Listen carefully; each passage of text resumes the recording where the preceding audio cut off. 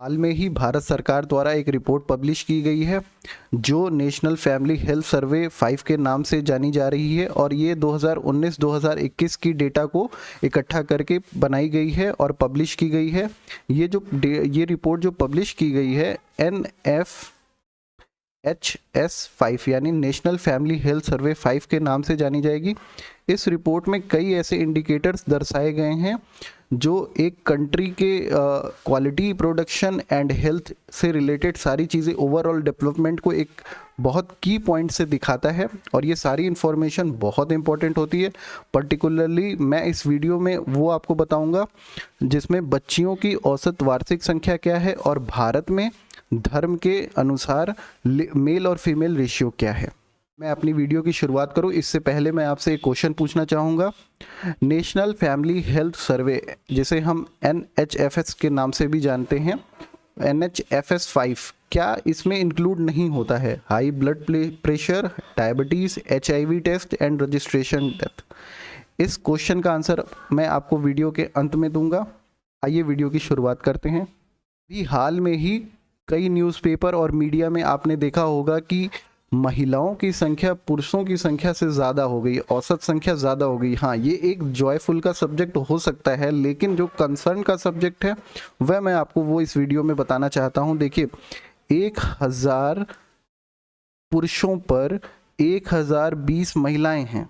2019 और 21 की जो डेटा पब्लिश हुई है उसके अकॉर्डिंग ये जो डेटा है ये टोटल पॉपुलेशन पे है और यही 2015-16 का जो जनसंख्या था, जो सेंसस था, उस पे 1000 महिलाओं 991 महिलाएं थी, जो कि कम था। यानी कि इस 5 वर्ष में महिलाओं की औसत संख्या इंक्रीज हुई है। इसमें भारत सरकार द्वारा लॉन्च किए गए तरह तरह की स्कीम का बहुत योगदान है, जैसे बेटी पढ़ाओ बेटी बचाओ अभियान। जो कंसर्न का सब्जेक्ट है मैं वो आपको इस वीडियो में बताना चाह रहा हूँ। Male female ratio at birth, the ratio at birth of children. इस चिल्ड्रेन में मेल फीमेल दोनों हैं। ये देखिए, ये जो डेटा है आपके सामने है। अर्बन रूरल, ग्रामीण और शहरी में तो अलग अलग है ही, लेकिन 1000 पुरुषों पे 929 महिलाएं हैं बर्थ के टाइम पे, और ये 2015-16 में 1000 पुरुषों पे 919 महिलाएं, यानी कि इसमें थोड़ा सा इजाफा तो हुआ है, लेकिन ये इजाफा पर्याप्त नहीं है। एक बड़ी आबादी के लिए ये जो ग्रोथ रेट है ये बहुत अच्छी नहीं है। ये कंसर्न का सब्जेक्ट है और इसको हमें सुधार करने की आवश्यकता है। टाइम्स ऑफ इंडिया के एक आर्टिकल में ये देखिए, ये मेंशन भी है, more women than men in India says NFHS but the sex ratio at the birth a worry. Clear मतलब यही हुआ कि जो ओवरऑल पॉपुलेशन में फीमेल की जो नंबर्स हैं वो तो अच्छा है, लेकिन एट द बर्थ ये कम हैं, जो कि एक चिंता का विषय है। Government of India with the help of IIPM,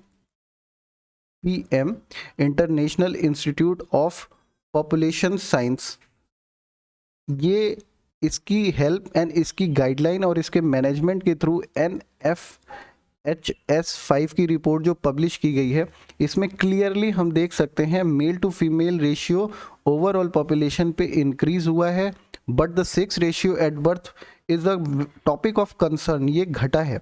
लेकिन ये 5 सालों में, सिर्फ अगर हम ये 5 सालों के अगर तुलनात्मक अध्ययन करें तो ये स्लाइटली इंक्रीज हुआ है, जो कि गवर्नमेंट ऑफ इंडिया के एफर्ट को दर्शाता है। समझ लेते हैं ये सारी चीज़ें इस समय चर्चा में क्यों हैं। चर्चा में इसलिए हैं कि जो इंडिया एक तरह से men dominance country, as a men dominance country को हम लोग जानते हैं, इसमें सन बायस मतलब जो ऐसे परिवार जो बच्चों में लड़के को प्रायोरिटी 1 पर रखते हैं कि मेरा एटलीस्ट एक बेटा हो, उनकी संख्या घटी है। ये एक बहुत अच्छा सब्जेक्ट है।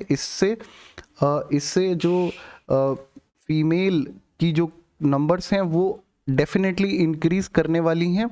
इसको समझ लेते हैं, मैं आपको आंकड़ों से समझाता हूँ। 100 लड़कियों पे 111 बच्चे थे, ये 2011 में था, और 2019 और 21 में 100 बच्चों पे 108 बच्चे, यानी कि 3 लड़कों का डिक्लाइन हुआ है इन 10 वर्षों में प्रति 100 लड़कियों पर। ये कंसर्न आप ऐसे समझ लो कि 3 जो नंबर्स ये हैं, जो 3 लड़के घटे हैं प्रति 100 लड़कियों पे, एक ये लार्ज नंबर को सैचुरेट करेगा।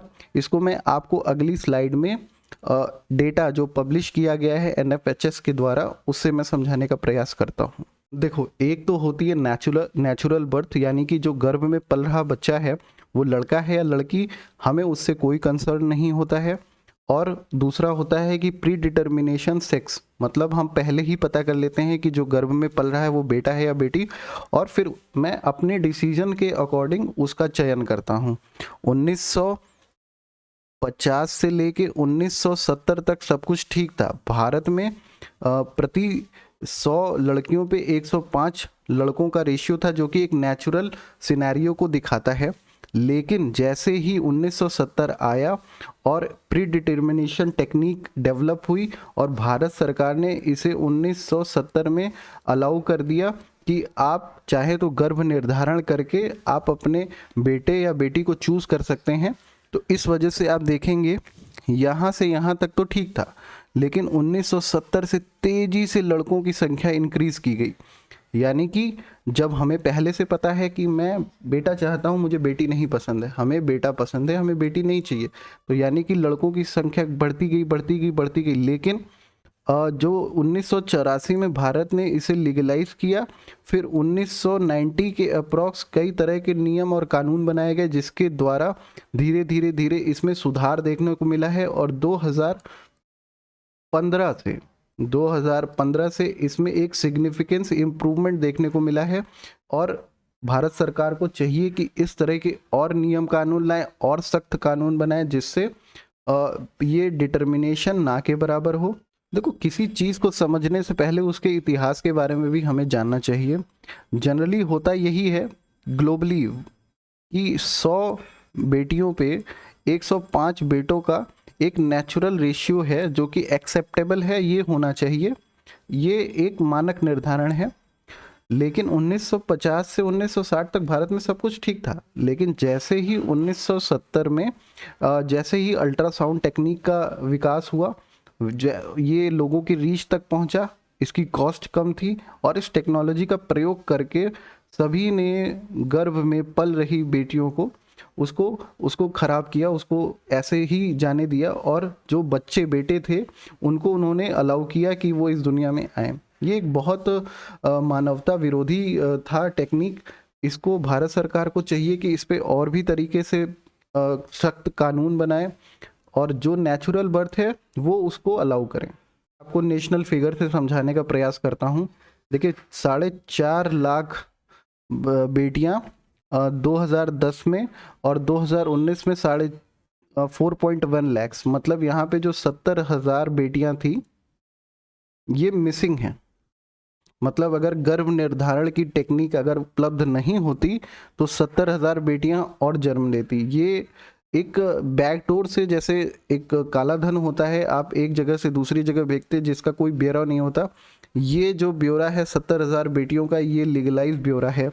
सो आप अंदाज़ा लगा सकते हैं कि ये कितना बड़ा नंबर हो सकता है अगर इसको रियलिटी पे चेक किया जाए। तो आप ऐसे समझ लेते हैं कि सन 2000 से 2019 यानी कि 19 सालों में 9 crore female birth went missing.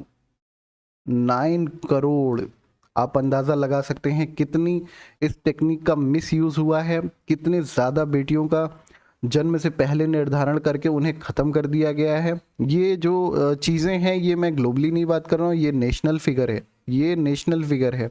तो भारत सरकार इसके खिलाफ सख्त कानून बनाए और इस चीज़ों को डिप्लॉय करने के लिए प्रॉपर चैनल का यूज़ करे। समझ लेते हैं religion wise sex ratio. Bharat विविधताओं का देश है, इसमें हर तरह के धर्म के लोग रहते हैं। तो यहाँ पे रिलीजन वाइज सेक्स रेशियो को भी समझना ज़रूरी है कि किस रिलीजन में लोग कंसर्न हैं बेटियों के प्रति, किस रिलीजन में कंसर्न नहीं है, और किस रिलीजन में लोग अच्छे से इस चीज़ को फॉलो अप कर रहे हैं कि बेटा बेटी इक्वल हैं और गवर्नमेंट की पॉलिसीज़ को वो अप्लाई कर रहे हैं। वर्ष 2001 की जनगणना में सिखों का लिंगानुपात प्रति 100 महिलाओं पर 130 पुरुषों का था। आप अंदाज़ा लगा सकते हैं कि ये कितना बड़ा गैप था। सबसे बड़ा गैप सिखों में था कि 100 महिलाओं पे 130 पुरुष थे, यानी कि इनने महिलाओं या बेटियों को पहले से ही गर्भ में उस चीज़ को अलाउ नहीं किया, या इस चीज़ को इस तरह से भी देखा जा सकता है। और फर्टिलिटी रेट को भी इसका एक इंडिकेटर माना गया है NFHS की रिपोर्ट में। और नवीनतम NFHS के अनुसार अब ये 110 के आसपास है, यानी कि जो सिखों की आबादी है, जो सिखों की आबादी जनरली जो पंजाब की बेल्ट है, यहाँ पे इम्प्रूवमेंट देखने को मिली है और लोग बेटियों के प्रति संवेदनशील हो रहे हैं, एजुकेशन अपने बच्चियों को करा रहे हैं, उनकी मेडिकल सुविधाओं का ध्यान रख रहे हैं। ईसाई में 100 लड़कियों पर 105 लड़कों का रेशियो है, जो कि एक जनरल स्टैंडर्ड को शो करता है और इसको हर तरीके से सही माना जाता है। और मुस्लिमों में 100 लड़कियों पर 106 लड़के, ये भी रेशियो ग्लोबली स्टैंडर्ड को मैच करता है, बट इसमें थोड़ा सा सुधार की ज़रूरत है। हिंदुओं में यह संख्या 100 लड़कियों पे 109 लड़कों की है, जो कि एक कंसर्न का विषय है।